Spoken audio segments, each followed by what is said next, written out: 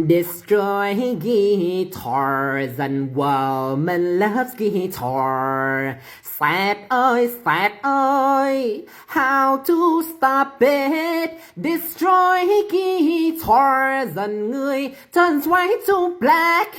Then life turns như bàn hẹn. Yesterday, tôi meet a woman, man the voice has sad. Em ask tôi rằng let's learn guitar để play thật lúc em sing những days flower dreaming.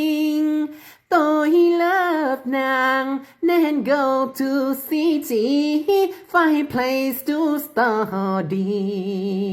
Sau một năm lòng tôi come back country.